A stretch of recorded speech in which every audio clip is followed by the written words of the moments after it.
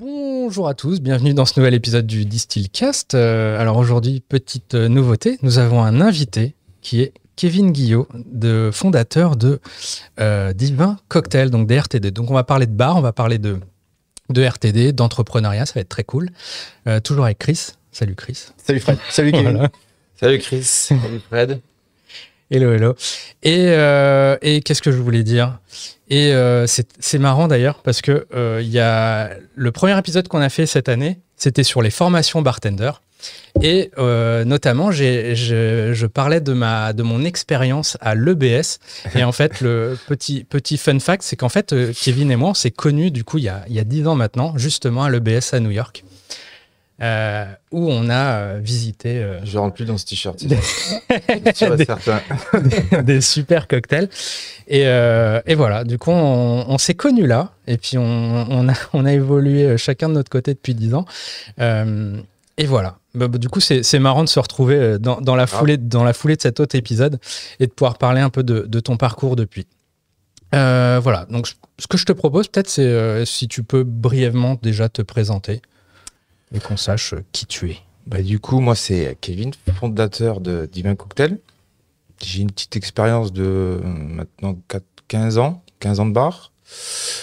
J'ai monté deux sociétés. J'ai fait une application aussi avant de me lancer vraiment dans le bar. Et maintenant, Divin Cocktail qui me prend la majeure partie de mon temps, si ce n'est pas tout mon temps, Ouais. et qui fonctionne plus trop bien, dans le pleine croissance, donc on est plutôt content. Qui a été fondé en on a commencé l'activité 2022, en 2022, Divin. Okay. Les premières bouteilles qui s'appelaient pas Divin, ça s'appelait OG Drinks, qui est le nom de la société. Ok. On a commencé à les faire en 2019, qu'on vendait dans le réseau VNB, parce que mon associé est un franchisé VNB. Ok. Et donc ça a commencé comme ça. Ça a commencé tout petit, qu'on faisait dans le laboratoire de mon ancienne société. Et on faisait des classiques, comme on parlait tout à l'heure, de Old Fashion, de Negroni, White Negroni. Ok. Et après, on a voulu développer ça en bouteille, après, en solution, en fût, en pression, tout ça. Ok. Peut-être revenir un peu sur ton parcours avant. Donc, on évoquait juste avant qu'on s'est connus, nous, à EBS à New York.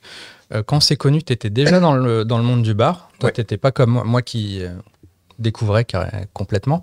Toi, tu étais déjà dedans. Peut-être parle-nous un peu des établissements que tu as fait. Donc, tu as travaillé dans un fameux établissement qui s'appelle Une Douzaine de Bars. Ah, t'es venu faire EBS en fait après, c'est ça? Ouais, il était déjà dans le bar. C'est que c'était vachement moins cher pour partir Je vais t'expliquer. 6 mois à New York. Justement, c'est ça la raison. Si on parlait des agences de voyage, justement. Pour revenir à Une Douzaine de bars, c'est juste que j'avais la flemme de marquer tous mes trucs sur LinkedIn un par un. Mais en fait, c'est malin parce que si tu les écris tous, c'est illisible. Ils lisent même pas là. Et, bon tips là, si vous êtes bartender. C'est ça. Et du coup, oui, je suis parti à New York parce qu'à l'époque, j'étais boxeur. Je sais pas si tu te souviens. Ouais. Ok. Et je préparais un combat. C'est le rêve de gosse, en fait, de préparer un combat aux États-Unis. Et donc, du coup, je me renseignais pour préparer mon combat là-bas, que j'ai perdu d'ailleurs en revenant. Et j'avais un ami qui avait fait EBS à Barcelone, je crois, ou je ne me rappelle plus où. Et qui m'a dit, il y en a un à New York, et tu devrais regarder et tout, tu fais du bar et tout. Je dis, ouais, mais j'ai quand même 3-4 ans d'expérience, je sais pas si... Donc j'ai regardé, finalement j'ai trouvé le truc cool, et au niveau du tarif, plus le logement, j'ai fait... C'est intéressant, puis c'est pas loin de la salle de boxe, en plus, ça me permet de faire du bar, de la boxe, de pouvoir vadrouiller dans New York en vélo, dans Brooklyn, je fais, feu quoi. Trop bien. Et ça s'est fait comme ça, et du coup j'ai rencontré Fred là-bas, on habitait dans le même appart. Oh merde. Ouais. Bon, on était tous en club. Il n'y avait pas que nous. Mais c'était cool. On a fait du bar tourisme à fond sur New York, dont tu parlais d'ailleurs sur le premier podcast la semaine dernière, Angel Share, tout ça. Là. Et ouais, c'était cool, c'est une belle expérience. Ouais. Et donc, tu as fait ça, t'es revenu à Montpellier. C'est ça. T'es retourné dans le bar. C'est ça, exactement. Alors, moi, j'ai commencé le bar comme tout le monde un peu. Je suis arrivé là-dedans l'été pour faire une saison sur les plages montpelliéraines. Et puis, sur une des plages, il y avait un petit bar à cocktail, un petit bar tiki. Et ça m'a plu. Et du coup, j'ai voulu pousser un peu le truc parce que j'avais arrêté mes études parce que j'avais fait des études de gestion, ça m'intéressait pas du tout. J'avais fait une école de commerce, ça m'intéressait pas du tout. Et donc, je me cherchais encore un peu professionnellement. Et du coup, le bar m'a plu. Le bar m'a plu. J'ai pu rentrer dans des établissements à Montpellier qui fonctionnent bien, donc notamment la Palais de Bambou, l'éphémère. Et je me suis fait débaucher pour l'ouverture du Parfum, qui avait été une grosse ouverture, qui était très attendue. Incroyable. Gros concept sur Montpellier pour ceux qui n'ont pas connu ou ne connaissent pas, mais incroyable. Et oui, c'était gros taf. C'était enfin numéro 1 sur la Clear Ice déjà à l'époque. C'était précurseur là-dessus. On y pense. Et je pars du coup à New York juste après le Parfum. Ok. Juste après le Donc Parfum. quand tu arrives à EBS, tu ne bosses plus au Parfum. Ouais, je venais juste d'arrêter. Ok. Et quand je reviens après de New York, donc je fais ce combat que je rate. Et puis du coup, j'arrête un peu le sacrifice du sport, etc. Parce que je sais que j'allais pas faire une grande carrière là-dedans. Et je pars à Londres en fait travailler, qui est la mecque des cocktails, même encore, tu vois, même si la scène cocktail mondiale est très dynamique. Et là-bas, ça a changé la façon de travailler, de voir les choses, l'hospitality. La partie créative qui est pas non plus, qui doit toujours être maîtrisée pour que le client comprenne aussi la démarche. Et je suis parti là-bas, je parlais pas un mot anglais. Donc dans l'avion, les hôtesses, je comprenais rien. Je dis, qu'est-ce que je fous ici, putain. Et malgré un mois à New York. Ouais, mais rappelle-toi qu'à New York, c'était toi qui commandais, hein, c'était pas moi. Et donc un peu galère pour trouver du travail. Et j'ai un gars qui m'appelle Clarendon Cocktail Cellar, Stephen Ruse, qui me propose de faire un shift d'essai dans un hôtel dans un bar d'hôtel, un speakeasy de bar d'hôtel qui ouvre à Pimlico. Et c'était un tout petit bar, il y avait 20 places assises. Il me dit, surtout ici, je veux que tu parles aux clients, etc. Je fais ok, mais je parle pas anglais, tu vois. Parler avec des mots, tu l'as dit. Et il m'a dit écoute, moi je parle pas en anglais, je parle en travail. Donc il m'a donné ma chance. Ça a été très dur, mais vu que voilà, il m'a donné ma chance, je me suis donné à donf. Et ce bar a été classé meilleure ouverture de Londres par le Time Out devant l'Oriole. Et du coup, c'était une super expérience au Clarendon. Et après, j'ai vadrouillé un peu dans Londres. J'ai bossé vers Wall Street parce que j'habitais sur Bethnal Green. Et après, je travaillais sur Spitalfield, machin, tout ça. Et puis, je suis revenu en France après pour refaire des saisons parce que ça me manquait quand même l'envoi. Et la chaleur aussi, peut-être. La chaleur, ouais. Parce que Londres-Montpellier, il y a un choc thermique. Ouais, il y a un petit choc thermique, il y a un petit choc thermique. Il y avait, vu qu'il pleuvait tout le temps, t'as un peu l'alarme qui coule toujours. Mais... C'est ça. Et ensuite, moi, j'ai fait seconde bar dans diverses plages. Après, je suis arrivé bar manager dans un restaurant semi-gastro qui faisait bar à cocktail, il m'avait donné les moyens pour faire quelque chose de bien. C'était une belle carte, une belle sélection de spiritueux, une belle clientèle, qui était raccord aussi avec la nourriture. Et à ce moment-là, je fonde My Terroir, du coup. My Terroir, qui à la base s'appelait la Fabrique à Morito. Donc, pour expliquer un peu le concept, là, sur toutes les plages de la côte, ou même sur la côte d'Azur, on fait les moritos en avance. Tu sais, comme dans l'Australie, tout ça, là. En avance, c'est-à-dire tu prépares le verre, mais... Je prépare le verre. La menthe, Ok, ouais. Et en faisant un petit calcul de coin de table, sur Montpellier, on s'est rendu compte qu'il y avait à peu près 3000 moritos qui étaient faits par jour en avance. Donc on s'est dit, mais pourquoi pas leur proposer au même prix que eux, en négociant des tarifs énormes auprès des primeurs, en négociant avec les alcooliers les verres, en industrialisant une partie de la production. Donc on avait acheté une machine en République tchèque pour couper les citrons en wedge. J'ai même regardé pour avoir une machine pour équeuter la menthe, mais ça on n'a pas trouvé. Et tous les quartiers de citron, etc., livrés, tous les fruits, parce qu'il n'y avait pas que le citron aussi. C'était directement dans le verre, donc tu avais la cassonade, le citron vert, la menthe, direct dans le verre, livré dans des caisses de 96 moritos. Ah ouais, d'accord, ok, donc tu avais vraiment tout ton prémix de base, hors liquide et glace, bien entendu, mais t'arrivais, tu livrais ça directement sur la partie plage. C'est ça, c'était à la demande. Hyper smart. C'était à la demande, et en plus, vu qu'on était très réactifs, on prenait commande jusqu'à midi pour livraison le soir. Ah ouais, donc parfait, ça te permet de laisser voir le jus que tu as pris la veille et puis d'anticiper pour tes mises en place. Puis surtout, les barabacs, ils étaient un peu libérés, quoi, parce que faire des rangées de 1000 moritos, c'est un peu réverbatif, quoi. Et la première saison, on fait 60 000 moritos, c'est un gros carton. Waouh. Bravo. C'est en combien de mois ça? Juin, juillet, août. D'accord, ok. Donc 20 par mois, 000, quoi. Un truc comme ça. Donc 20 000 par mois, on va dire, grosso merdo, ok. On avait récupéré tous les gros établissements, même d'autres établissements qui n'étaient pas sur la côte, on les avait. Et après, l'activité l'hiver était, disons, un peu réduite, parce que Montpellier, voilà, c'est quand même une ville qui travaille de façon saisonnière. Et on fait le salon du CIPRO, qu'on fait d'ailleurs avec Divin là, en mois de février. Et on a des propriétaires d'établissements qui viennent nous voir de Côte d'Azur pour nous dire putain, c'est trop bien et tout, vous devrez ouvrir une succursale à Saint-Tropez. Donc on se dit qu'on allait faire ça, et puis malheureusement le Covid est arrivé. Ok. Vu que j'étais une entreprise qui avait moins d'1 an, ça a été dur au niveau. On n'a pas été aidé, quoi. On n'a pas été aidé, hein, donc on a accumulé des dettes. J'ai dû faire un pivot commercial. Avec tout le réseau de contacts que j'avais noué avec la partie achat de fruits, achat en gros, j'ai proposé des paniers en fait. C'était à la mode, Et on de faire livrer directement chez les gens, etc.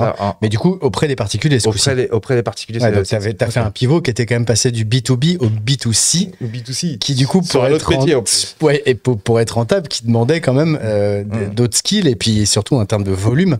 J'avais jamais fait ça. J'avais jamais fait ça de ma vie. Et après, je peux régaler dans les achats, mais se lever à 3h du matin, parce que les fruits et légumes, tu te lèves à 3h du matin pour préparer tes trucs, tout ça. Et donc, parallèlement, il fallait s'occuper du référencement du site. Donc, il y avait 300 produits à référencer. Donc, après, pendant le Covid, tout le monde avait du temps à tuer. Donc ça s'est fait quand même en 2 semaines, cette histoire. C'est vrai qu'il y a eu des vrais stops. Je suis désolé, je t'interromps. Il y a eu des vrais stops en fait pendant le Covid, hein, sur plein d'activités et sur quasiment tous les métiers, mis à part tous les métiers effectivement qui se sont accélérés, médicaux, etc., sociaux.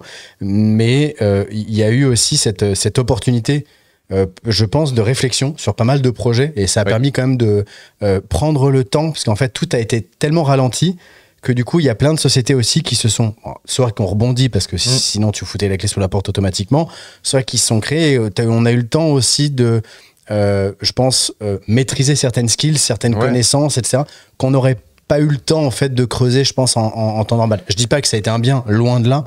Il faut pas se méprendre dans mes propos, mais on a eu ça. Ça se voit beaucoup dans beaucoup de boîtes. Et puis ça me sert maintenant encore ce réseau d'achat de grossistes, de voir la supply chain en fait, de tout ce qui est produit frais, de la logistique. Ça me sert encore à travers Divin. Et puis sortie de confinement, finalement, je me dis, vu le réseau de connaissances que j'ai aussi en restaurateur, je vais le faire en B2B. Donc ça a super bien marché. Sauf que c'était des heures. Donc c'était du lundi au samedi, puis en pleine saison, c'est du lundi au dimanche. On était 3 dans la société à travailler. C'était épuisant, on tirait sur la corde, et puis donc là, je sors la boîte quand même du marasme financier à cause du Covid, mais j'étais épuisé. Et Karim, du coup mon associé chez Divin, me propose, on avait déjà ce projet en tête d'ouvrir une société qui suivait un peu ce qu'on faisait à la Fabrica Morito, donc de simplifier la mise en place, donc de faire des cocktails prêts à boire. Lui avait déjà une expérience là-dedans, parce que c'était ton associé, mais donc tu me dis qu'il travaille du coup aussi sur... Alors je vais le présenter rapidement. Karim, c'est un ancien financier qui a travaillé à Paris, à Luxembourg, à Londres. Il était trader, et il s'est reconverti en tant que caviste. D'accord. Caviste de la franchise VNB, parce qu'il en a marre des marchés financiers. Et du coup, lui, c'était un aficionados des cocktails parce qu'il a vécu à Londres. D'accord. Il avait une culture en tant que consommateur. Donc forcément, moi j'étais un client et puis c'était un ami aussi. On parlait souvent de cocktails. Je faisais même des sessions cocktails dans ces établissements.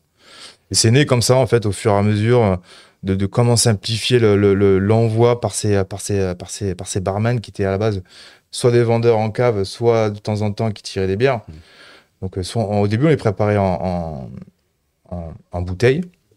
Et puis, on s'est dit, mais on va essayer de les faire en fût, si ça passe et tout.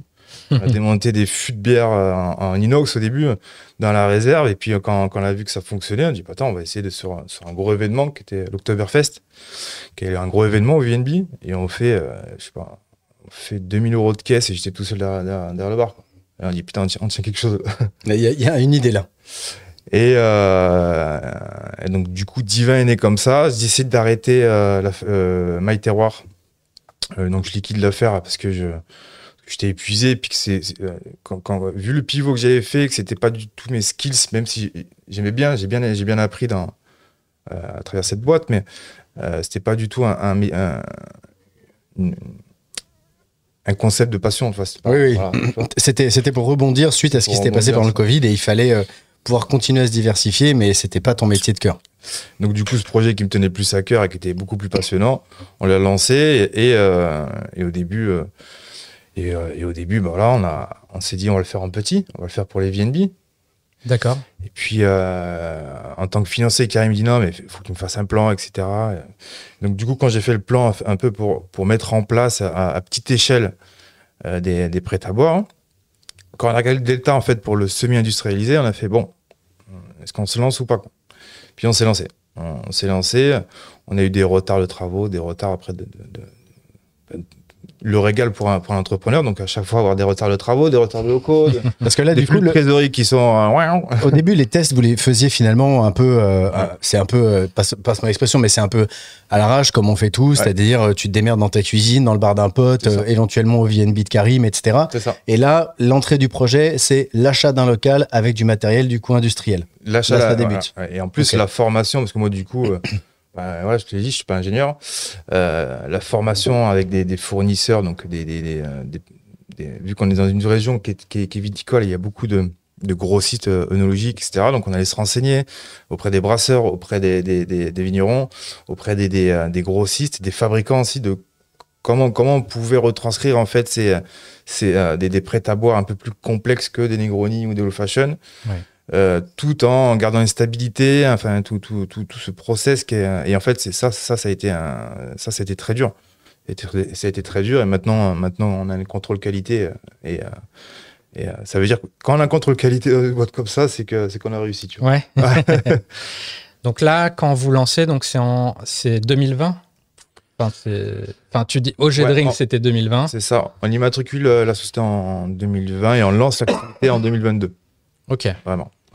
Donc 2022, et de mémoire, tu as lancé tout ça avec un crowdfunding. Ouais, alors, on a fait une levée de dette quand même. Le crowdfunding, c'était vraiment pour faire bon les gars, salut, on est là. Ok. Vous pouvez acheter ça. Vous pouvez bénéficier de remises pour le lancement, mais on avait fait déjà une levée de dette pour investir dans une unité de production. Ok, oui. Le crowdfunding, c'était un petit plus, quoi. C'était un outil de communication, voilà, plus que de financement. C'est de la précommande. Et puis, c'est indiscret de te demander quel est le montant d'une telle première structure. Je ne parle pas dans tes projets futurs de développement, ne serait-ce si c'est une fourchette. Si elle est trop grande, un râteau, c'est pas la peine. Mais je suis très curieux de savoir, parce que bien sûr, il y a les locaux. Les locaux, on sait que le prix est variable en fonction de ta situation géographique, la proximité avec certaines zones de fret, etc. Là, en l'occurrence, tu as quand même beaucoup de cuveries, il y a du brassage, il y a du filtrage, etc. J'ai aucune idée de quel est le type d'investissement. Par exemple, si tu veux, je conseillerais à toute personne qui veut se lancer là-dedans de passer par le même fabricant pour avoir toujours un SAV, qu'il n'y ait pas de soucis entre des raccords. Ça sent le learning, ça. Ça sent le learning fort. Mais quand il faut avoir du budget pour ça, parce que ça coûte vite, ça monte vite. Et après, si vous avez le temps de chiner un peu des fournisseurs, de les rencontrer, etc., vous pouvez faire des économies non négligeables. Parce que nous, on a commencé, on a tablé sur 150 000, bon, on a explosé le budget. Je crois, maintenant, on a plus de 300 000. J'allais dire, tu le doubles, grosso modo. Ouais. T'es en dessous du demi-million, mais tu t'y approches dangereusement si tu commençais. Et mais ça, c'est... je pense que j'ai la même expérience en montant une distillerie. Eh oui, c'est monté Bordeaux Distilling Company. Tu fais des... tu penses à des choses, en fait. Faut... Je sais qu'il m'est déjà arrivé qu'on me demande des conseils là-dessus, et je dis ton budget, tu le multiplies par 2 ou 3. Tu vois ce à quoi tu penses, tu le doubles. Exactement. Tu dois commencer à cette heure-là? Non, tu vas commencer beaucoup plus tard. Ton plan, c'est janvier 2025. Ton boulot, maintenant, ça va être gérer ton retard, c'est tout. Voilà. Éteindre les feux. Et donc, quand tu as cette enveloppe de 300K, ça représente quoi matériellement ou Alors, au départ, on voulait se mettre au-dessus d'un VNB parce qu'on avait des locaux quasiment gratuits. Mais en termes de logistique, tu sais, Karim, là, Étage, des clients en dessous, je suis pas trop serein, quoi. Et puis, j'avais un ami, moi, qui est frigoriste, qui venait de racheter un gros local, qui était un local de parfumerie. Et au moment de se lancer, donc moi, je l'appelle pour qu'il vienne installer mon groupe froid à ce local au-dessus du VNB. Il me dit, non, mais attends, Kev, t'es fou, quoi. Il me dit, attends 2-3 mois, parce que moi, je rachète ce local et t'as 300 mètres carrés, là. Il me dit le prix divisé par 2 et tout. Enfin, divisé par 2 sur ce qu'il fait sur les prix du marché de Montpellier, quoi. Et c'est VNB qui appelle. Et du coup, au dernier moment, on fait plus les travaux du coup au-dessus du VNB et on attend 3 mois que John nous file les clés de ce local. Sauf qu'on part d'un local qui est vide, from scratch, qu'il fallait tout faire. C'est 4 murs, quoi. C'est 4 murs. T'as pas de raccord de flotte, t'as pas de viande. C'est un entrepôt. Voilà. Donc, on est établi sur un mois de travaux au-dessus du VNB. Là, ça a duré 5 mois. Ok. Et pendant ce temps-là, ta trésorerie à fond comme neige au soleil, tu vois. Donc après, quand tu rentres, t'es super content, t'es chaud, tu vois, t'as envie d'attaquer. Et puis, t'as aussi la mise en route des machines que tu viens d'acheter. Tu vois, parce que t'es formé aussi par les fournisseurs. T'es formé, moi, j'avais un consultant, j'avais des amis qui étaient œnologues, donc je me formais, je me formais auparavant, mais une fois que t'as la machine dans les mains, c'est plus pareil. C'est autre chose. La partie tuyautage, etc. aussi. Donc, je me suis dit, voilà, gestion des fuites, tout ça. Donc, je me suis dit, bon, 2 mois de mise en route. Non, ça a duré 6 mois aussi, la mise en route. Mais t'es resté seul, du coup, pour mettre en place tout ça? Au début, il y avait Karim, moi. T'as pas réussi, je veux dire, pendant cette période de mise en place qui est pharaonique, hein, faut pas se leurrer pour ceux qui se disent qu'on prend une cuve et puis après il y a un alambic derrière, puis une cuve de macération et puis ça ressort et ça rentre. C'est beaucoup plus compliqué que ça. Pour vous dire, il y a quand même des métiers comme tuyauteur qui existent. Ouais. Ce sont des métiers particuliers. Ces deux messieurs vous le diront. Plombier, ça peut. Voilà, ils vous le diront très bien. C'est un boulot d'orfèvre millimétré. La tuyauterie, j'en témoigne. C'est une vraie expertise. Une vraie expertise. Les soudeurs, ça rigole pas. Et puis il y a même de la planification. Enfin, c'est pas.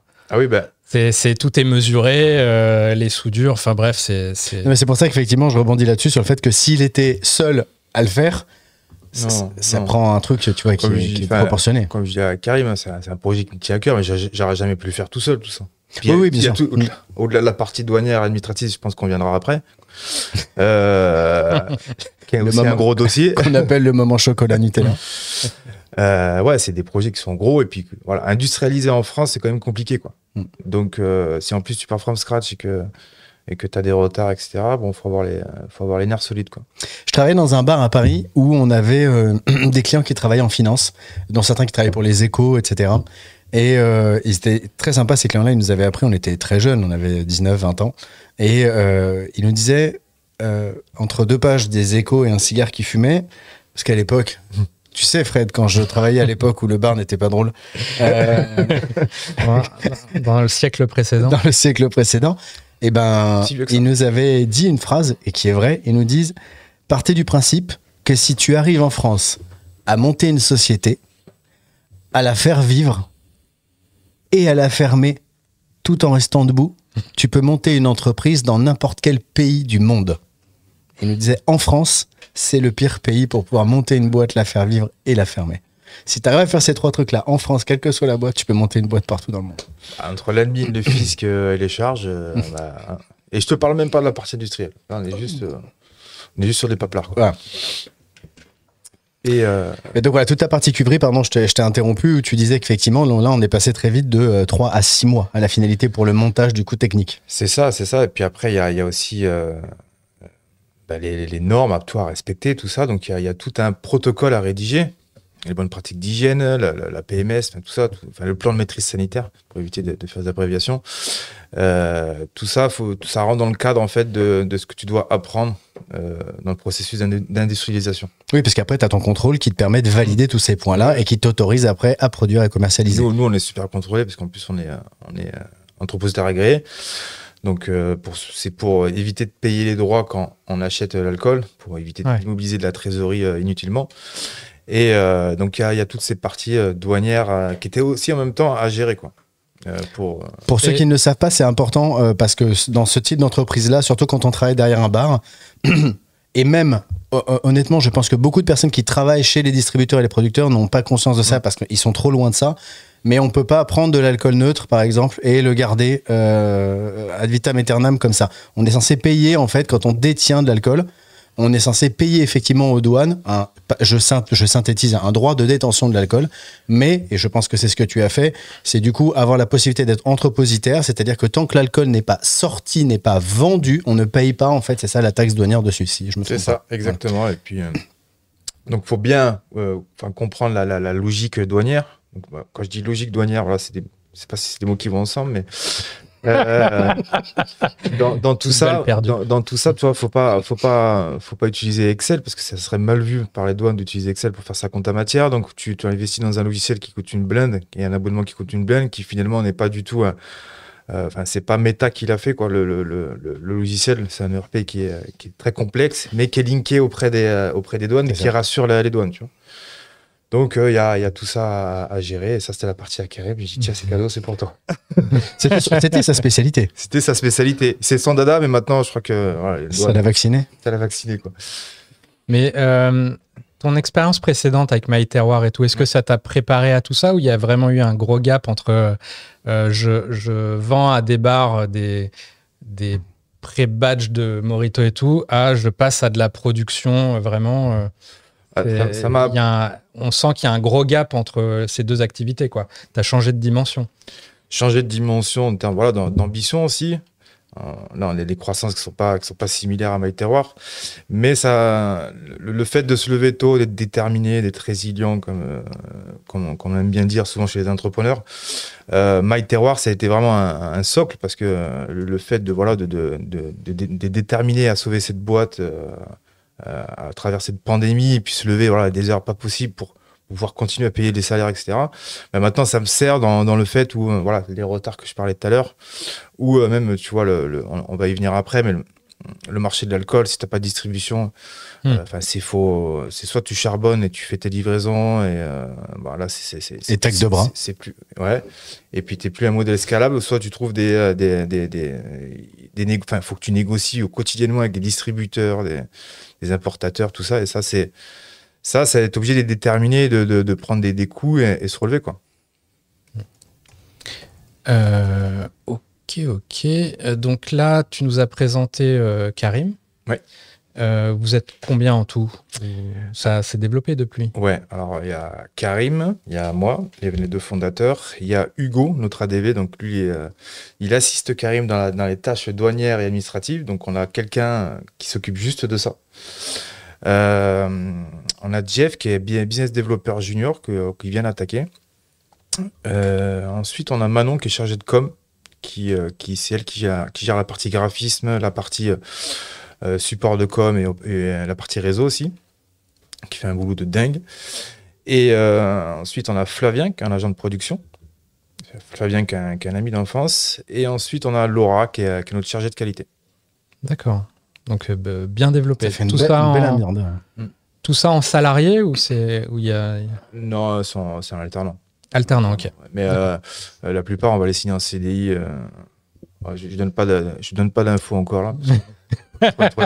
Et puis, vu le nombre d'aides qui ont été retirées, de toute façon, prendre des alternants, ça devient aussi cher que de prendre quelqu'un.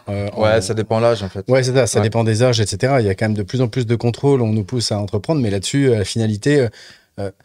oui, les alternants apprennent, etc., sont là pour apprendre, mais le boulot abattu est colossal. Des postes à part entière. On fait du tutorat aussi, parce qu'ils sont formés à l'école, mais on doit être derrière pour les former à... Parce que c'est générique ce qu'ils apprennent à l'école. Nous, on est sur un secteur qui... Oui, et puis pas adapté à l'industrie, tu vois. Puis tous les secteurs sont différents, je ne parle pas juste d'alcool ou de l'agroalimentaire. Oui. Ok. Et, du coup, là, si tu devais un peu faire un petit bilan des qu'est-ce qui a été le plus difficile finalement pour... donc, on voit l'évolution. Là, tu arrives à ton unité de prod. Ouais. Tu as une équipe et tout, mais du coup, qu'est-ce qui a été le plus galère, au-delà des logiciels? Ouais, je vois. La supply chain, parce que vu qu'on standardise des recettes dans un mainstream, et des fois on fait des trucs un peu plus poussés, mais on y reviendra après, mais de sécuriser la supply chain pour que, vu qu'on standardise des boissons, que c'est toujours le même goût et surtout qu'on ait des approvisionnements réguliers. Donc, tu vois, le métier, enfin, avec My Terroir, c'est ce que je disais tout à l'heure, j'avais appris beaucoup en termes de réseau de grossistes, d'achats, etc. Mais ça me sert justement en termes de sourcing maintenant. Parce que tous les sourcings, que ce soit d'alcool, de purée, enfin de tous les ingrédients, on en a 4 ou 5 différents. Au cas où il y a un problème, on a toutes les fiches techniques pour voir s'il y a des différences, comme ça, tu vois. Oui, tu as déjà anticipé justement cette problématique. Oui. Et ça, c'est grâce à ton expérience du coup sur My Terroir. Oui, parce que en plus, c'est des denrées périssables avec My Terroir, donc tu es obligé d'avoir des roulements, une gestion de stock qui était en flux tendu. Donc c'est ce qu'on essaie de reproduire aussi chez Divin, mais en flux tendu, ça aussi, il va y avoir des variations de stock chez les fournisseurs. Donc il faut anticiper tous les délais de livraison, tout ça, la supply chain, c'est un vrai métier pour travailler en flux tendu. Tu vois. Donc ça c'est vraiment, c'est ce qui. Alors je le faisais un peu chez My Terroir, mais là chez Divin, c'est level up. Donc finalement, alors, tu vois, je ne m'attendais pas à ça. Ce qui est plus difficile finalement, c'est plutôt côté sourcing, plus que, mettons, simplement distribuer tes produits. Parce que moi de mon expérience, finalement, monter une distillerie, monter un projet, une unité de prod, ça a ses galères liées à un chantier, n'importe quel chantier finalement. Tu as la dimension administrative qu'on a vue. Finalement, sourcer, ça peut être un challenge, mais moi, le plus gros goulot d'étranglement que je voyais, c'est la distribution finalement. C'est produire, c'est le truc le plus fun. Mais si tu fais le meilleur produit du monde, mais que in fine, personne ne le voit en magasin ou quoi, à quoi bon? Alors, moi j'aime bien du coup maintenant ce côté-là, distribution, négociation, parce que on a la chance, enfin, Divin est sur un segment de marché qui est en pleine croissance. Donc, il y a de la demande. Il y a de la demande sur le marché. Et toi, en moins de 3 ans, on a signé notre première distribution nationale l'année dernière. On commence à activer que maintenant, parce que c'est sur long les processus. Mais on a réussi à négocier une distribution assez rapidement. Et la première année, à travailler localement, enfin rapidement. Tu vois. D'accord. Là, tu es déjà en réseau de distribution du coup national, ça? Ouais. Chez qui? Chez Tessandier. Ok, d'accord. Très bien. Tessandier, ouais. Et on fait aussi des collaborations avec d'autres marques pour distribution ad hoc, mais vraiment, on fait du façon aussi pour d'autres marques. Et donc, du coup, nous, on a eu cette chance, et maintenant, alors, c'est toujours des négociations, donc c'est toujours un goulet d'étranglement si tu veux augmenter ton chiffre d'affaires, évidemment, mais moi, ça me plaît, en fait. Ça me plaît. Ok. C'est pas un truc qui me pèse, tu vois. Parce que souvent, j'ai le sentiment, le premier conseil qu'on peut donner à quelqu'un, c'est avant même de trouver ses recettes ou quoi, c'est d'avoir déjà le circuit. Ah, mais quand on a monté la boîte, j'ai dit, c'est bien, Karim, on a la partie finance, c'est très bien géré. La partie production, le sourcing, bon voilà, on va le faire quotidiennement. Même la partie branding, on s'est bien entouré. Mais maintenant, il faut le vendre. Et on s'est dit, voilà, il y avait le réseau de cavistes, machin, tout ça. Et puis voilà, on en parlait tout à l'heure. Le réseau caviste, c'est pas le relais de croissance principal. Mais ça nous permet aussi, tu vois, vu qu'on est très dynamique dans la boîte, de pas se focus sur le caviste, on se focus sur le CHR, sur le festival, sur les traiteurs. Donc il y a des opportunités vraiment partout sur le RTD. Ouais. Et du coup, c'est quoi ta cible principale avec tout ça? C'est plutôt B2B, c'est le CHR, j'imagine, tu parles de festival. Est-ce que le consommateur aussi, c'est une cible ou pas Alors, on fait 99% du chiffre en B2B. Donc, la partie CHR et Cavis, c'est Tessandier, enfin la distribution Tessandier qui s'en occupe. Nous, on a gardé la partie événementielle et traiteur en direct. Et certains gros groupes de restauration ou franchises qu'on garde en direct. Et ensuite, sur le B2C, c'est un sujet actuel parce qu'on a signé une incubation à Montpellier avec un incubateur qui va reprendre la partie B2C parce que on fait rien. Le site qu'on a, c'est plus un site vitrine qu'un site d'e-commerce. Et pour être visible sur le net, pour vendre de l'alcool, voilà, faut quand même y mettre un peu d'investissement. Donc on est en train de travailler dessus pour 2025, quoi. Pour booster les ventes sur le site internet, ou en tout cas être plus présent sur les plateformes digitales. Ok. Et il n'y a pas, je sais pas, peut-être est-ce que la grande distribution, ça serait pas à l'instant un canal ou quoi?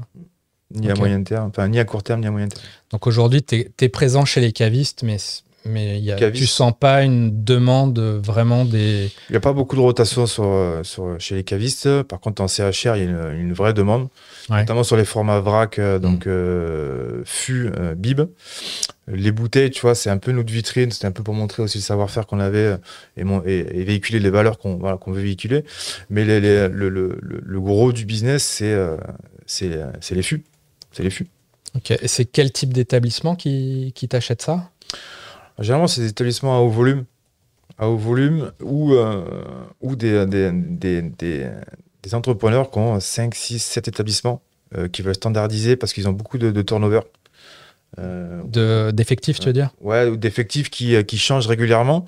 Ça leur permet du coup d'avoir une gamme de cocktails qui est la même toute l'année, peu importe qui est au bar, quoi. Qui est standardisée. Et puis des fois, il y a les serveurs qui passent au bar aussi, tu vois. Donc c'est un confort de travail où il y a très peu d'attente.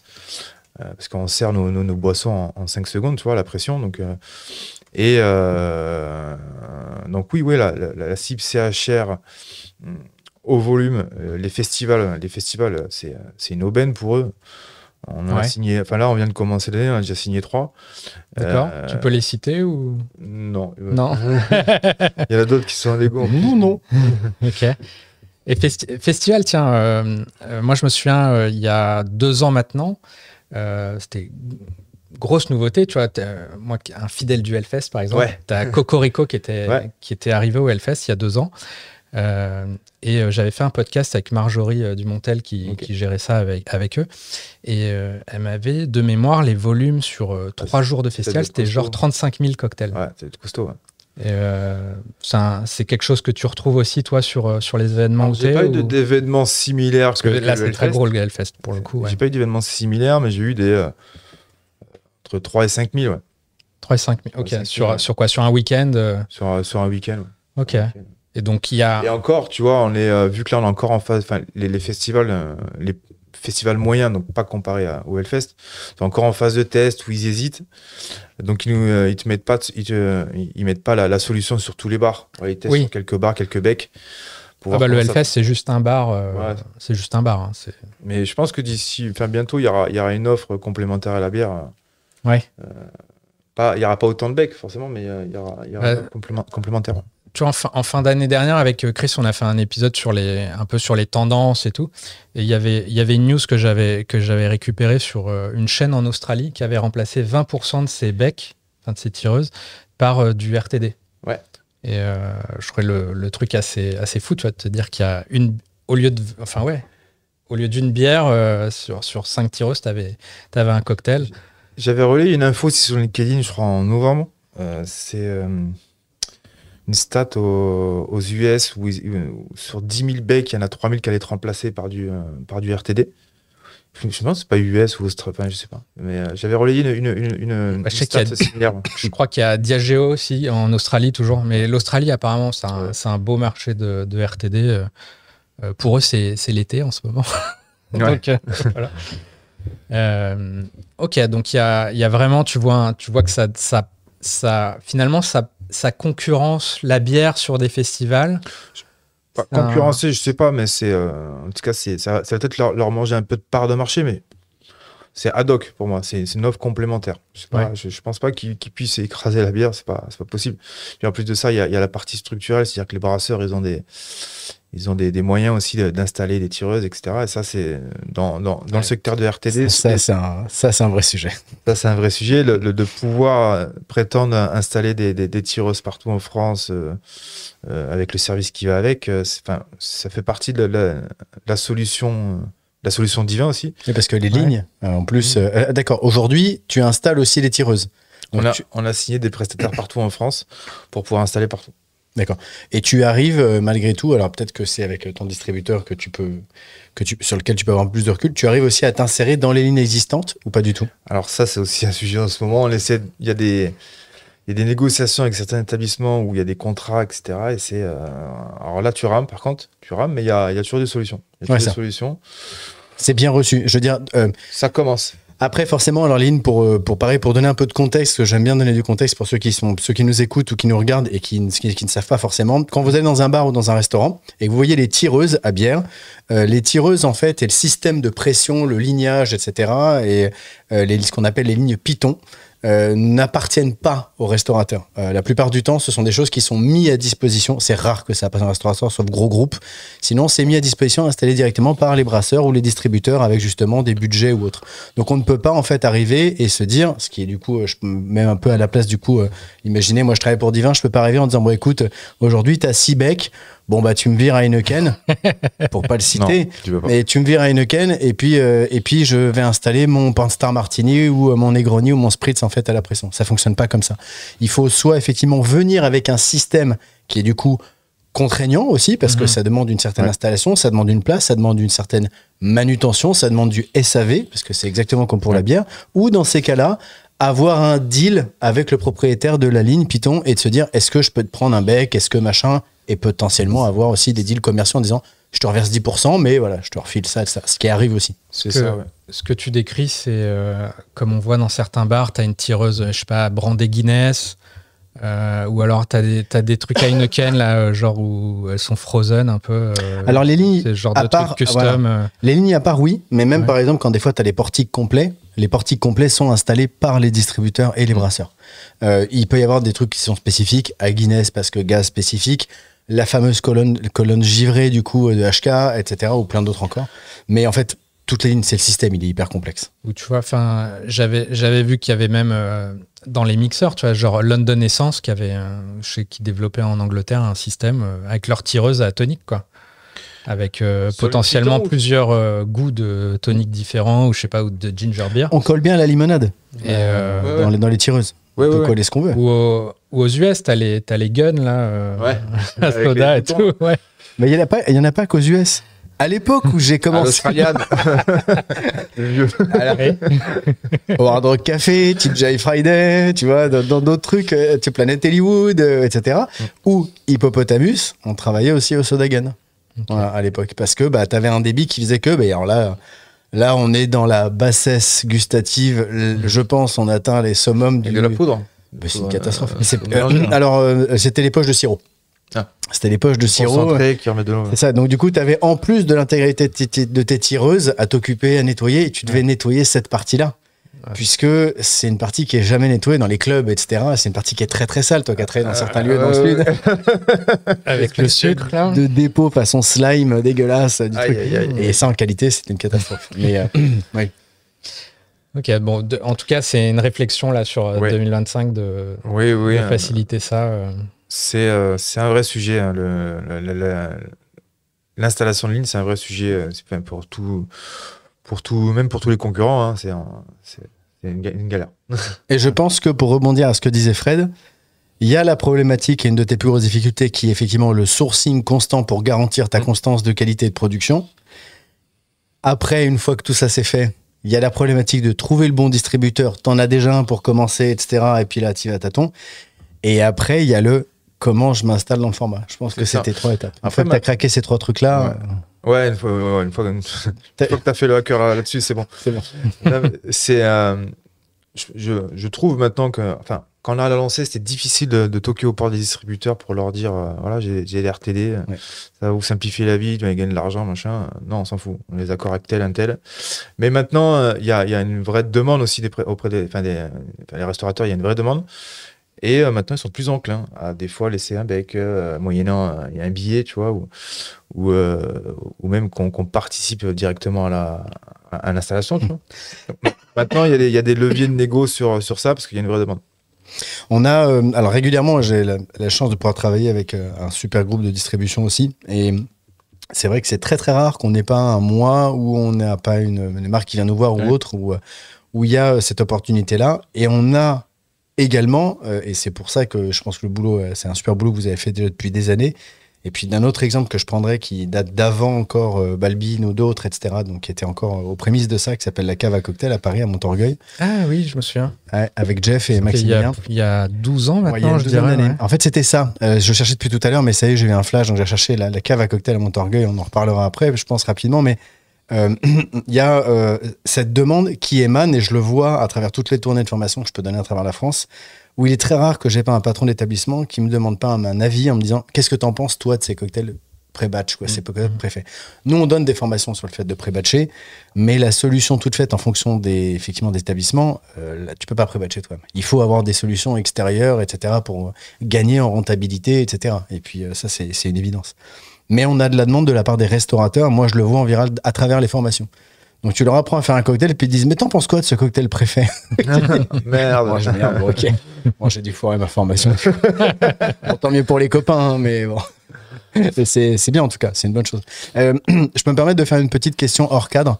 Ah, tu sais que j'aime bien dépasser hors cadre. Je sais pas combien de temps on en est, c'est pas trop long, mais moi je me pose une question. Au début, je pense que quand tu as commencé à travailler, je parlais un peu recettes, mais quand tu as commencé à parler, parce qu'on parle de pas mal de petites choses, mais on parle des recettes un peu old school. Au début, tous ceux qui ont travaillé justement là-dessus, on parle de old fashion, de Manhattan.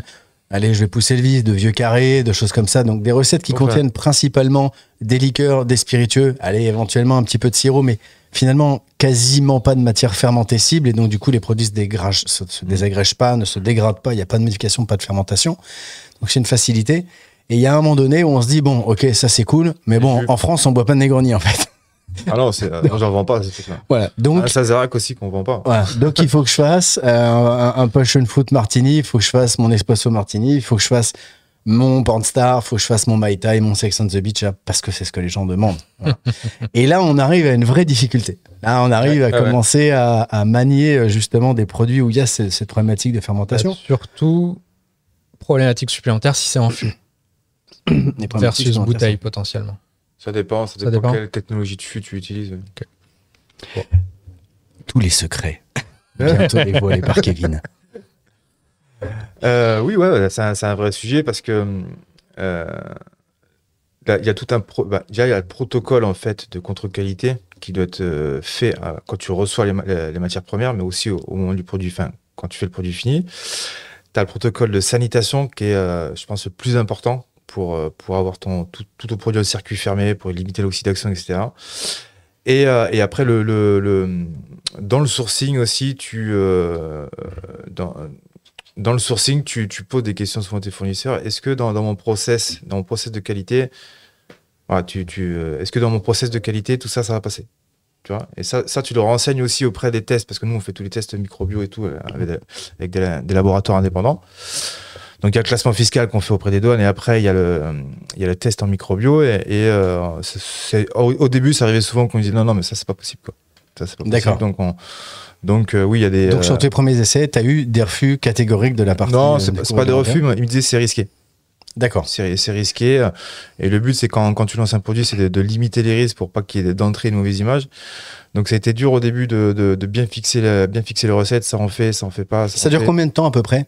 Grosso modo, on part du principe sur 2-3 recettes un peu plus contemporaines et consensuelles. Entre le moment où tu dis, tiens, je vais tester, tu as grosso modo prise de risque. Et puis, le fait que le produit, ça y est, il est fait. Sanitairement, t'es nickel. Et là, je peux commencer. Ça te prend combien de temps après? Il te faut une petite ligne quand même pour reproduire le process que tu vas faire industriellement. Donc, tu as une petite ligne d'échantillonnage. Tu testes ta recette. Tu l'envoies en microbio. Ça prend. Les tests, tu le reçois en moins d'une semaine. Après, tu fais les tests sensoriels. Ensuite, tu envoies aux douanes. Et là, il se passe à peu près 2 mois. Donc au total, on va dire que de l'idée de ta recette jusqu'à la commercialisation d'un produit fini, il te faut à peu près 3 mois. C'est ça. Avec si je compte, grosso modo. Voilà. Je gère bien le retard. En fait, j'inclus automatiquement, t'as vu, le pourcentage de retard. 30%. Et t'as un retour positif aussi. Parce que tu peux perdre 2 mois potentiellement à... C'est rare qu'on nous dise attention les gars, ça c'est pas comestible, machin, mais il y a des risques en fait, soit de refermentation, soit des risques microbiaux. Donc après on retravaille ou on abandonne directement le projet, quoi. Ok. Et d'ailleurs, petite question, tant qu'on est sur les produits, c'est quoi les best-sellers? Les best-sellers, alors Morito, Spritz, Suro Spritz cette année. Donc Hugo. Le Hugo Spritz et la Paloma. D'accord, ok. Trop donc bien. On est en ligne avec nos précédents épisodes. Paloma et toi, on a lancé un truc avec Buffalo Trace. Ça s'appelle Trace of Summer. On n'a même pas fait de packaging, enfin, on n'a pas fait de packaging de bouteilles. Tu passes directement au keg, ouais. Ouais, on va l'annoncer aussi pro en bouteille. Toute alors, sans aucune com, on a vendu tout le stock. Tout le stock, parce qu'on le faisait en événementiel, et dès qu'il goûtait... C'est quel volume Là, c'était du 10 hectos. 10 hectos, ouais. Ok. Et tout est parti. Tout est parti, ouais. On a reproduit en fait un iced tea pétillant, un liptonique à base de Buffalo, pour tester, tu vois. Et puis on l'a fait sur nos événements privés, ça a bien matché, ouais. Et c'est... tiens, pour rebondir un peu sur les épisodes qu'on a fait, où on dit, ah tiens, c'est ça les tendances des cocktails et tout. Est-ce que toi, c'est quelque chose que tu suis pour te dire, ah tiens, je sais pas, tiens, la Paloma, visiblement, c'est le truc trendy, du coup, je vais développer une Paloma. Je vais toujours sur Google Trends. Non, c'est vrai qu'après, tu regardes le comportement de... on est tous issus d'un peu... Ou est-ce que ça vient des bars, peut-être, directement Non, il lit juste tes actus. Ça fait partie de la veille, mais tu regardes surtout le comportement des consommateurs. Voilà, on est du secteur. Tu regardes aussi la demande sur le terrain. Sur le terrain, et maintenant, il y a quelques années, tu te limitais à du Pornstar, à des Mojito, Spritz. Maintenant, le consommateur en France, il est plus enclin à découvrir des petites modifs, sans être trop tiré par les cheveux, tu vois, mais des Mai Tai, des choses comme ça peut arriver, tu vois. Mais c'est hyper pertinent. Votre question-réponse, moi, me fait englober un petit peu tout ça sur le fait que à la grosse différence de beaucoup d'autres producteurs, par exemple, ou de personnes de l'industrie, à partir du moment en fait où on a travaillé aussi et où on a toujours ce chromosome barre en fait. C'est-à-dire que quand on sort au quotidien ou quand on marche dans la rue, on regarde le menu, on regarde la carte, tu vas descendre en bas, on va regarder Brickhouse, tous ces trucs-là, on va avoir en fait cette espèce d'œil et on va regarder les tables. Tout de suite, on va regarder les tables dans les quartiers.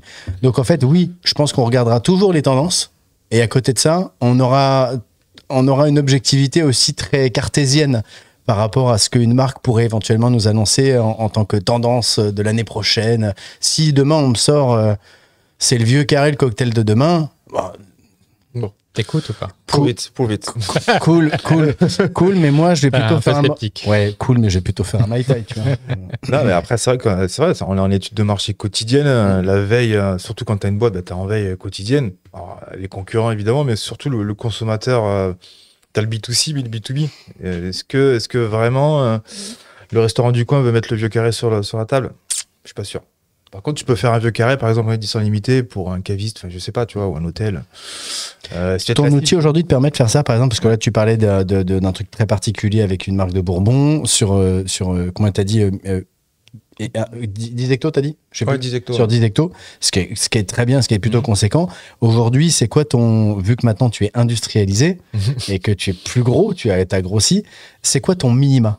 Ça, c'est intéressant, parce que tu parles d'édition limitée. Moi, j'ai un bar qui s'appelle le Fredo. Voilà, faut pas le citer. Le Fredo, chez Fredo, moi, j'aimerais bien que tu me fasses, tu vois, une édition limitée que pour moi. Il faut que je fasse combien? Mon minimum de commande. Ça dépend si c'est gazeux ou pas. Déjà, parce que j'ai un minimum pour faire rentrer dans mon carbonateur en ligne, pour éviter des pertes. Prenons les deux exemples, ça me va. Sur du flat, on va dire 500 litres. Ok, et gazeux? Gazeux, ça sera 1500 litres. Le triple, ok. Ouais. Ce qui se fait bien. Hein. Ce qui se fait bien. Sur une année top vente, etc. Je rebondis d'ailleurs parce que Divin, maintenant, ça fait 50% de son chiffre d'affaires à façon. Donc, on produit d'autres marques. Ok, c'est ça. Je ne peux pas les citer parce que du coup, j'ai peut-être pas envie que je dise que ce soit eux, pas que ce soit nous qui produisons leur marque.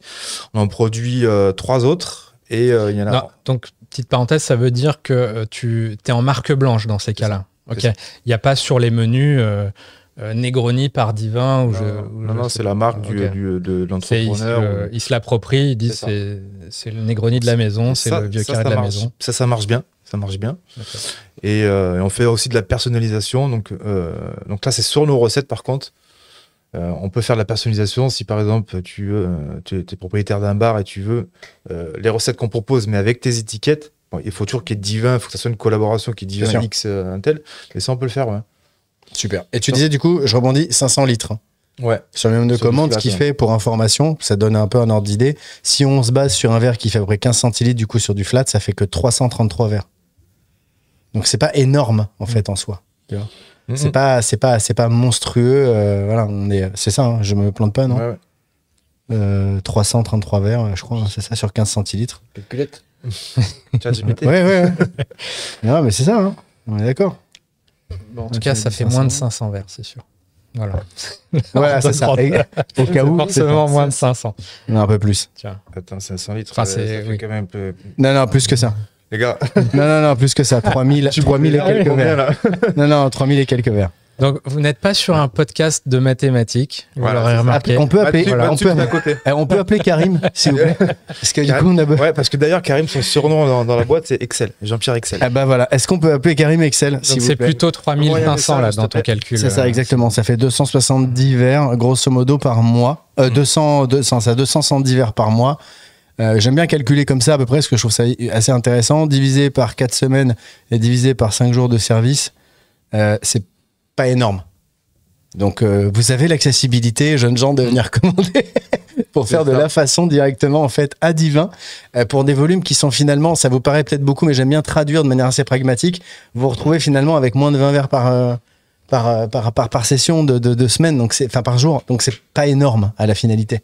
Entre les gros services et les services plus calmes, sur 5 jours d'exploitation, c'est pas énorme, je trouve. Ouais. Bah, surtout si tu le fais sur tes 80-20, tu vois, les trucs que t'envoies. Exactement. Donc, Karim, si tu peux fact-checker en commentaire Ouais. ce qu'on dit. Putain. Parce que tu mets un petit doute. J'ai honte, j'ai fait 500, je fais 5000 divisé par 15 centilitres. Divisé par 10. Par 0,15. il faut. Alors, attends. Tu sais que j'en viens encore à faire les tableaux avec les traits, tu sais, avec les litres, centilitres, décilitres et avec tout. la retenue. Ouais, Tu fais la retenue? ouais, je te jure que je le fais encore. Et tu sais pourquoi je le fais?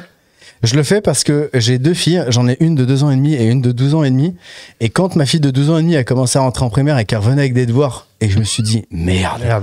Et que j'y arrivais pas, je me suis dit, putain, faut que je m'y remette. Du coup, j'ai dit, en 1995, je suis pas sûr. c'est elle qui m'a corrigé en fait. Mais du coup, j'ai été obligé de m'y remettre. Donc, j'ai reposé un peu, tu vois. Je suis plus doué qu'avec une calculette. Donc aujourd'hui, tu as ton offre que tu fais, tu décides par toi-même. Tu fais du à façon. Donc à façon, ça peut être, c'est quelqu'un qui vient et qui te fait un brief. Je sais pas, je veux un cocktail de la Saint-Valentin, j'en sais rien. Ça peut être du tweak en gros. Cross-branding. Ouais, enfin, tu dis, tu as le à façon vraiment, et puis tu as peut-être juste, tu personnalises un truc que tu fais déjà. Donc c'est. Ça, c'est vraiment sur la partie étiquetage, tu vois. Dans les hôtels, ça se fait, tu vois. Ouais. Dans les mini-bars d'hôtel, même si la moitié est enfermée en France, mais dans les mini-bars d'hôtel, ça fonctionne bien, tu vois. Ils personnalisent je sais pas, l'hôtel Pinard ou machin. Est-ce que tu as des demandes sur des formats individuels? Ouais, bah justement pour les mini-bars, ouais, c'est ça, ouais. Ok. En 20 centilitres. Ok. Ah, c'est pas mal ça. Je me souviens qu'à l'époque, j'ai été à l'hôtel où il y a le Dandelion, là. Oui. Enfin, tu vois, ça remonte un peu. Et dans le mini-bar de l'hôtel, il y avait les cocktails Chez Ryan. de Mr. Lion. Mr. Quoi. Ryan, ouais. Et je trouvais ça très, très sympa dans l'hôtel. Je crois que... Enfin, ouais. C'est cool. Bon petit truc. C'est cool, c'est un outil marketing ça peut aussi être pour l'hôtel, quoi. ça fait un petit souvenir que tu t'embarques, qui est co-brandé. Il y en a qui les mettent aussi dans les vitrines. Tu sais, t'as des vitrines, des fois à la boutique. Ils les proposent dans la boutique. Ok. Très bien. Donc, tu as tout ça. Donc, cocktail bar. Qu'est-ce qu'on avait dans notre petit fil conducteur sinon tac. Moi, j'ai une question sur la relation grossiste-distribution. Aujourd'hui, tu as choisi de travailler avec Tessandier pour une raison particulière ou... On a commencé à travailler avec eux parce que c'était nos fournisseurs d'alcool. C'est une bonne raison. Ah, c'est pas la question que j'avais. Voilà, Donc, elle était liée. Parce que je le savais un peu, elle n'était pas anodine cette question-là, et qui font du très très bon vrac. C'est ça, exactement. Alors nous, Très quand on a commencé à sourcer nos alcools de base, quand on a goûté les jus, on dit putain, c'est bien, le rapport qualité-prix était bien. Donc quand on a commencé à négocier des plus grosses quantités, les prix étaient encore mieux, et on a une bonne relation avec eux. Et puis au bout d'un an, on dit bon, ça serait intéressant, ça serait vertueux que vous essayez de nous distribuer nos produits, étant donné que voilà, on achète chez vous, plus vous allez vendre nos produits, plus vous vont l'acheter. Voilà. C'est un cercle vertueux. Cercle vertueux, ouais. Et on s'entend très bien avec eux. Et du coup, eux n'ont pas de force de vente dédiée, ils passent par des distributeurs et des grossistes. Ils ont une 50aine d'agents sur la France. En interne? Enfin, agents commerciaux, tu vois, Okay. donc commissionnés. Et je crois qu'ils ont une dizaine de grossistes, comme ça. Ok, top. Est-ce qu'en termes de branding, tu communiques sur les spies qui sont dans tes cocktails? Alors, on marque... Enfin, typiquement, quand tu fais un Negroni, est-ce que tu as un Campari sur ton étiquette ou tu as autre chose que Campari? Est-ce que tu communiques dessus ou c'est... Est-ce que ça sert à quelque chose de mettre la marque sur l'intitulé du cocktail? Non, parce que généralement, après, vu qu'on n'est pas un panneau publicitaire non plus, des fois, on peut faire des cross-branding comme on fait avec Buffalo ou 1800. Mais si, par exemple, si je parle d'Aperol, tu vois, on va demander des budgets ou un échange de bons procédés. Pourquoi marquerait qu'on travaille avec Aperol si derrière, il n'y a pas un échange de bons procédés, tu vois. Mais c'est possible. C'est possible s'il y a Après, ça peut être En fait, ça peut être un bon questionnement sur à qui profite le plus le deal, quelque part. Est-ce que toi, quand tu vends un spritz, est-ce que ton client B2B ou quoi, il s'attend à ce que c'est le goût de l'Aperol spritz? Ou est-ce qu'en fait, on s'en fout, c'est un spritz. Quand tu fais un Hugo, peut-être il s'attend à une certaine marque de liqueur de sureau.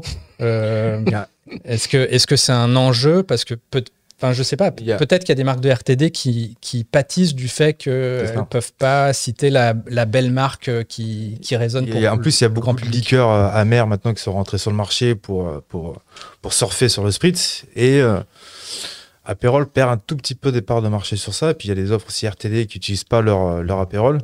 Nous, on utilise leur Aperol. On est en train de voir avec eux pour voir si on peut avancer ensemble. Mais ça devient intéressant quand tu perds des parts de marché, parce que maintenant, tu arrives à un plafond sur le spritz. Même si tu veux pas proposer des kegs ou des spritz en bouteille, parce que ça colle pas avec l'image de marque, peut-être de pousser les prestataires qui travaillent avec Aperol pour ne pas perdre des parts de marché face à Martini ou d'autres. Mais d'ailleurs, peut-être un autre pendant de la question, c'est est-ce que tu peux être approché par des marques qui voudraient justement, ils ont un cocktail signature et ils voudraient le développer en RTD et ils se disent plutôt que de le faire nous-mêmes. On en a 3 là en Lego. Je vais pas dire encore ce qu'on a signé, mais il y en a 3 en plus. Donc c'est-à-dire potentiellement il y a des cocktails RTD qu'on pourrait retrouver dans le commerce qui en fait viendraient de chez Divin. Ok. En tout cas pour l'instant on fait pas de GMS. Ok. Donc c'est bien en fait. T'es très complet. T'es en marque propre. T'es en façon en mode B2B pour des bars, pour des événements, et puis tu peux aussi faire de la prod. C'est ça. Peut-être plus industriel entre guillemets pour c'est des relais de croissance en fait qu'on cherche, toi, même il faut rentabiliser l'outil. C'est ça exactement, surtout qu'on l'utilise pas on a une capacité de 1,5 million de litres par an, on n'utilise même pas 10%, tu vois, donc on a encore de la marge sur la pédale, tu vois. Tout ça dans 300 mètres carrés. Ouais, tout ça dans 300 mètres carrés. Faut stocker. Après on est en flux tendu, hein. Il y a des racks de partout, c'est du on range et on nettoie tous les jours. Et même, tu vois, sur la canette ou des choses comme ça, tu vois, on attend. La canette faut du volume, tu vois, donc, mais on pourrait y arriver dans pas longtemps. Ah, ok.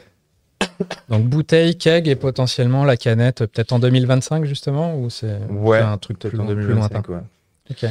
Parce que je pense que le consommateur, au-delà du fait qu'il y a le cocktail prêt à servir, prêt à boire, il y a aussi certains formats maintenant qu'ils recherchent. Donc, il y a peut-être des formats plus écologiques ou des formats unitaires, des packaging qui parlent plus aux consommateurs. Donc il y a des innovations à faire là-dessus, ne pas rester que sur ce qu'on fait nous, parce qu'on n'est pas une marque de luxe, donc on n'a pas encore une traction assez forte pour générer. Donc il faut aller vers le consommateur, tu vois. Le consommateur ne vient pas encore vers Divin parce qu'il kiffe le branding, tu vois. Oui. Il faut aller vers lui, tu vois. Après, faire connaître la marque à travers le packaging, etc., c'est le Saint Graal. Là, on s'attaque justement au travail que tu as déjà commencé avec les gens qui étaient partenaires pour le travail du coup sur le B2C, où on a envie de reconnaître, j'ai envie de te dire, le LLV d'un certain marque de sac à main, où on le retrouve sur des sacs bananes et sur n'importe quoi. Donc là, c'est vrai que c'est une très très grosse, je pense, très grosse échelle. Alors c'est ce qu'on essaye de faire, mais voilà, c'est très loin à avoir. Puis il y a aussi faut tenir la promesse derrière du produit, parce que la constance et la qualité. C'est le triangle, un produit, promesse et packaging, enfin tout ça, faut l'inclure dedans et que tout ça soit cohérent pour que tes valeurs, tu vois, elles trompent pas le consommateur, tu vois. Donc ça c'est dur. Faut avoir une rigueur, une constance. Oui, parce que tu aurais vite fait aussi de déborder, d'aller chercher des solutions de rentabilité qui mais à ce moment-là, ne ressemblent pas à ton essence, quoi. À ce moment-là, on pourrait faire une autre marque. Oui. autre marque, mais qui ne tâche pas la marque Diva. Comme beaucoup font d'ailleurs. Ça arrive très souvent que tu aies des maisons de spiritueux et des distillateurs qui, pour aussi rentabiliser et pour des raisons de rentabilité et puis de chiffre d'affaires, développent et fabriquent d'autres marques dont on ne sait pas. Mais en général, si on est assez curieux, vous pouvez retourner les bouteilles. EMB. Et c'est marqué en fait, c'est con, mais voilà, c'est automatiquement, c'est une obligation légale en plus, donc c'est marqué le lieu de production, etc. J'avais une question, mais je l'ai oubliée. Alors moi, j'en ai une qui me vient. On parlait de canette. La canette est un format qui s'adresserait du coup plutôt aux consommateurs lambda. Alors, on hésite beaucoup sur le... Tu sais, on hésite beaucoup sur le... Enfin, nous, en tout cas, chez Diva, on hésite beaucoup sur la canette, mais quand il y a de la demande, on le fait pour l'autre. Enfin, on pourrait le faire pour d'autres marques, mais on ne sait pas comment s'y prendre. En tout cas, sur le marché français, mais sur l'export, oui. Sur l'export, il y a un vrai truc sur la canette. Mais pour l'instant, sur le marché français, on a du mal à se positionner sur le RTD en canette. Tu vois. C'est peut-être une double question, justement. Je sais que Chris voulait poser la question sur est-ce que tu envisageais l'export, mais typiquement, est-ce qu'il n'y a pas une vraie problématique sur le marché français avec les taxes prémix ou ce genre de choses et qui pourrait être un frein justement à développer ça et qui te pousserait justement à viser, je sais pas, le marché allemand, le marché anglais. C'est beaucoup plus commun et facile. Par exemple, au Canada ou même en Suisse, tu vois, les RTD, ils font entre 6 et 10 degrés. Ils font entre 6 et 10 degrés. Donc c'est vrai que déjà que le français, il n'est pas trop fan de la canette, même si les chiffres sont en pleine explosion. Enfin, sur la canette, c'est en pleine explosion. Et c'est aussi le seul matériau qu'on sait recycler à 100%, il ne faut pas l'oublier. Je pense que ça, c'est dans la démarche. J'insiste là-dessus, mais c'est vrai que la canette est le seul matériau de conditionnement d'une boisson, l'aluminium, qu'on sait recycler à 100%. Le verre, en fait, on ne dépasse pas les 75% de récupération totale de la masse perdue. Donc c'est vrai que c'est hyper important. Par contre, je suis d'accord avec toi. Boire à la canette à un RTD, c'est pas quelque chose. Et je pense que le premier qu'il y avait, c'était les vins. Je sais pas si vous vous souvenez. Ça a été un été où on a eu le vin rouge en canette et le vin rosé aussi en canette. Et ça a jamais pris à la finalité. Ça a jamais pris. Puis boire à la canette un RTD à 12 degrés, tu vois, c'est difficile à se positionner là-dessus. Tu vois, il y a potentiel, mais justement, comme tu dis, il y a le problème de réglementaire d'être au-dessus de 12 degrés. Est-ce que J'ai un exemple tout frais là. On va publier sur Bar News une interview de Imcock. Oui. De Paul Vosa qui gère la R&D de Imcock. Et en fait, eux, ils ont développé une offre de RTD très précisément à 4,7% d'alcool. Parce que c'est le degré au-delà duquel ça passe sous contrôle étatique, en gros, où c'est la Norvège qui a un monopole d'État sur l'alcool, alors qu'à 4,7, ils peuvent se vendre comme de la bière et tout. Et du coup, il y a ce parti pris qui est purement administratif, finalement, à la base, où on fait des cocktails à 4,7 parce que c'est le max qu'on puisse faire. Je sais pas, dans quelle mesure, toi, c'est quelque chose qui rentre en compte dans ton développement ou pas? Nous, il y a toujours la taxe prémix qui rentre en compte. Et puis, il y a aussi la partie stabilisation dans le temps. Donc, il y a certaines données qu'il faut maîtriser, notamment l'alcool, le pH, etc. Et la partie réglementaire, tous les producteurs des RTD sont soumis à cette même problématique, donc la taxe prémix. Ouais, c'est un truc qui est hyper particulier. C'est vrai que ça fait partie des nombreuses données de contrôle qu'il peut y avoir. Mais dans les stratégies, je pense que quasiment tous les producteurs se posent la question à un moment donné. On parle des festivals. Le festival, la partie RTD a été une des possibilités de pouvoir s'incruster parce que tu pouvais pas boire un Morito avant. Donc il fallait trouver les moyens. On pouvait pas boire un Old Fashion. Bon, clairement, quand je suis en festival en plein cagnard, j'ai pas envie de me taper un Old Fashion, j'avoue. Mais tu peux boire un Old Fashion au Hellfest, pas sur la zone du festival. Voilà, c'est possible. C'est ça. C'est pas sur la zone du festival. Pas en plein pogo. On peut pas boire des Old Fashion pendant la bagarre, sans en mettre partout. C'est pas possible. On peut faire la bagarre, mais pas avec sinon t'as le parfum Old Fashion pour homme après. Voilà, c'est ça. Et ça sent déjà pas mal sur un festival, déjà le parfum Old Fashion tout court. Non, mais par contre, je rebondis sur effectivement ce point de perception en fait du cocktail. C'est vrai qu'il faut pas oublier une chose, c'est que la bière, on la boit depuis toujours en bouteille, en canette, dans un verre, sans glaçon et seul. et sans décoration, sans fioriture. Un cocktail, par définition, c'est quelque chose où il y a justement, voilà, il y a une présentation, il y a des glaçons, même si les Français ont encore toujours du mal dessus, le consommateur français, il faut mettre des glaçons. Pas trop surtout. Hein. Pas trop, parce que, et puis il y a une décoration, il y a tout un rituel, etc. Et à la finalité, on se rend très vite compte que quand on boit un cocktail type pina colada en canette, je te rejoins totalement, ça ne me viendrait pas du tout à l'idée de boire ça. Tout ce qui est pétillant et léger, Fizz, Collins, tout ce qui va être, je sais pas moi, un highball classique ou autre, léger, je parle, effectivement, en dessous même de 10, moi, j'y verrais pas vraiment d'inconvénient. Mais aller boire un Negroni en canette, en petite, quand les petites canettes là qui font. Mais à la rigueur, voilà, c'est ça. White box, cocktail en UK. Exactement. Mais dans ces cas-là, ce que je vais faire, c'est que je le prends à emporter. Et tu vois, quand je vais faire un trek, en fait, exactement. C'est un petit goodies où je vais faire un trek et arriver en haut, tu vois, avec les copains. Pour pas les citer, on va aller se boire ça au même titre qu'on pouvait boire un verre de liqueur de plante. D'Irish Whisky, en mode, pour le coup, c'est plus vénère, qui a fait ça, des petits formats de canettes pour genre quand t'es en camping, enfin pas en camping, tu t'es dans la nature et t'as envie de te faire un drame de whisky. T'as une canette d'Irish Whisky. Pendant l'UTMB ou la Diagonale des Fous. Mais en parlant des petits formats de canettes, ça me fait rebondir un truc sur un autre axe peut-être de développement. Dans les avions.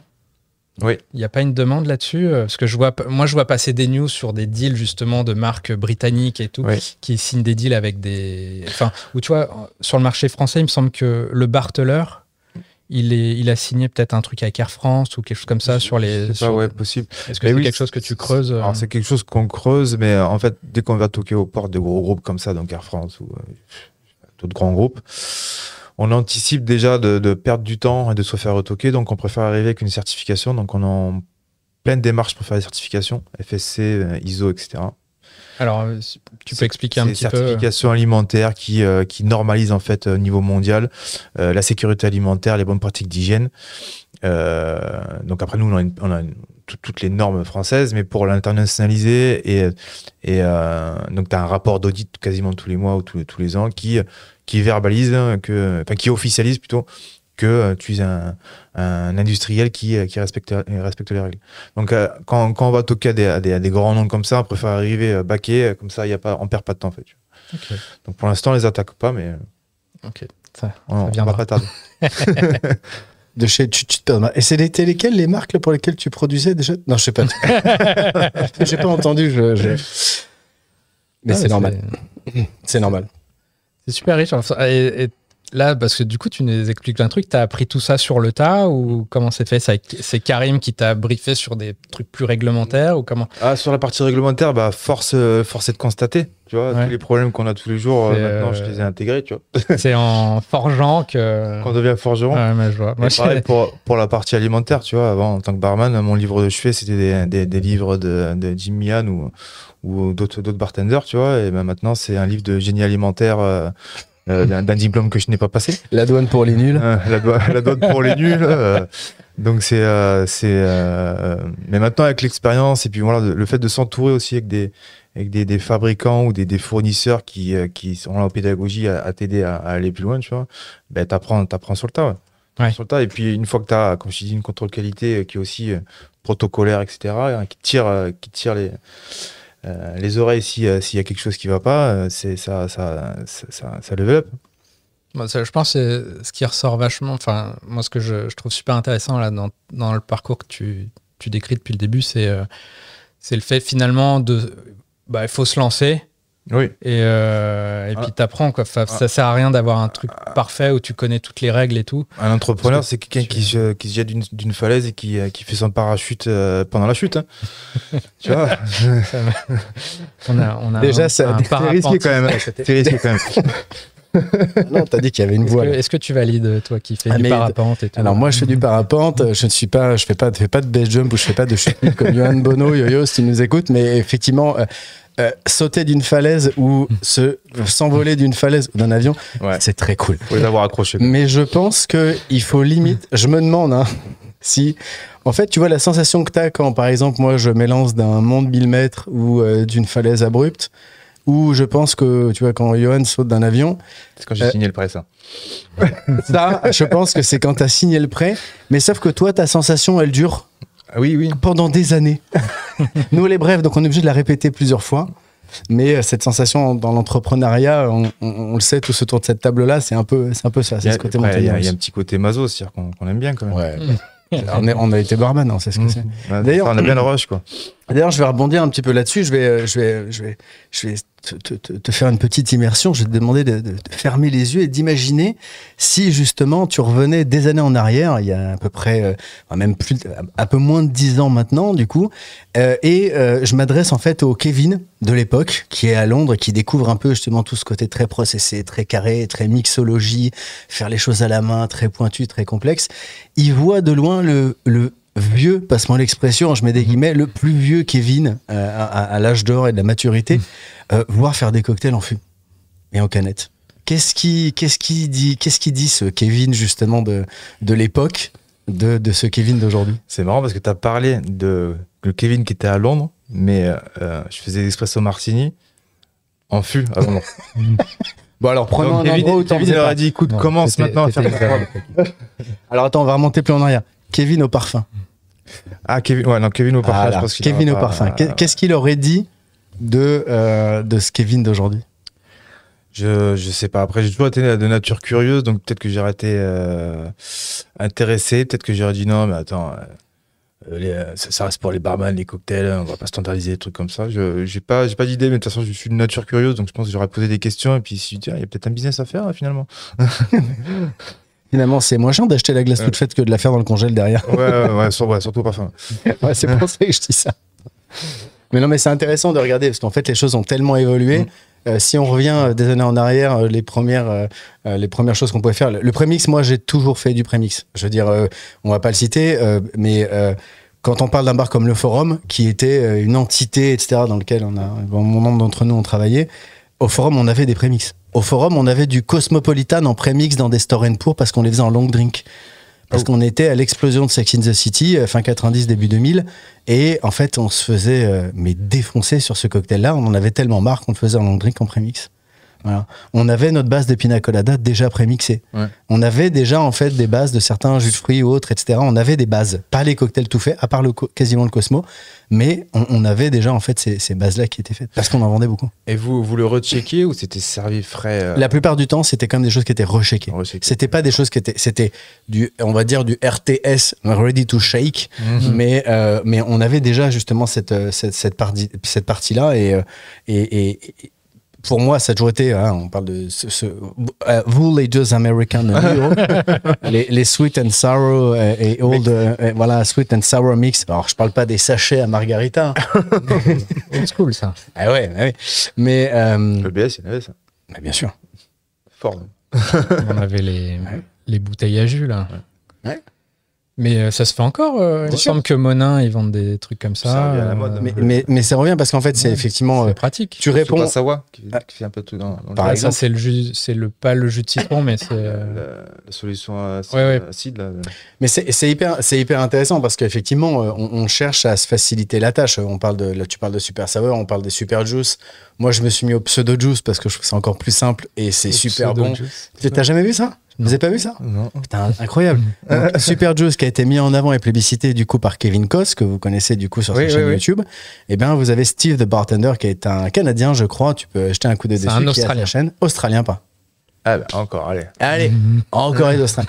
Un Australien qui du coup a mis en avant, il a dit qu'il a commencé effectivement, il a pitché en disant Super Juice is dead et il a mis en avant le pseudo juice avec du coup une technique légèrement différente et un dosage entre son acide citrique et malique un peu différent, encore plus simple en fait à faire.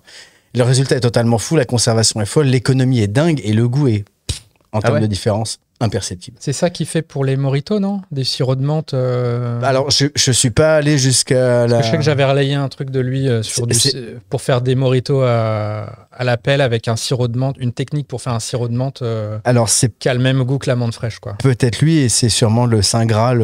On en reparlera en dehors du micro, mais parce que j'ai une réflexion R&D hyper intéressante justement sur le mojito, qui est, je pense, et ce qui est intéressant, puisque c'est ta ton best-seller.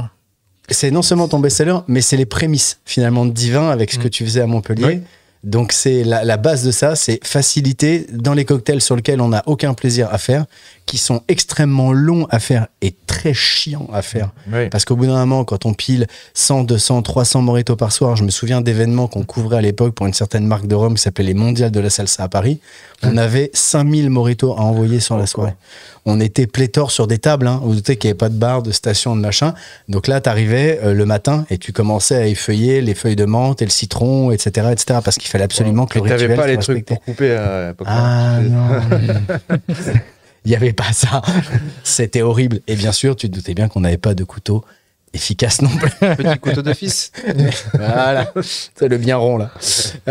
Mais en tout cas, voilà, c'est intéressant de voir un peu l'évolution et de se dire que voilà, savoir, et je pense que c'est important ce côté curieux, ne pas se fermer aux techniques, ne pas se fermer non plus à ça, ne pas être fermé, je pense aussi quand on est un bar à cocktail, même si on a des barman, aussi compétents en fait qu'ils soient derrière le bar, de se dire moi je préférais que mes barman, si par exemple j'avais un établissement, se concentrent sur des cocktails création et des choses spécifiques, et puis les cocktails classiques, un spritz, un mojito, une margarita, moi je les mets directement sur mes tireuses. Et puis pour l'expérience client aussi, libérer du temps au barman pour qu'il puisse un peu discuter avec ses hôtes, c'est hospitalité, c'est quand même pas mal.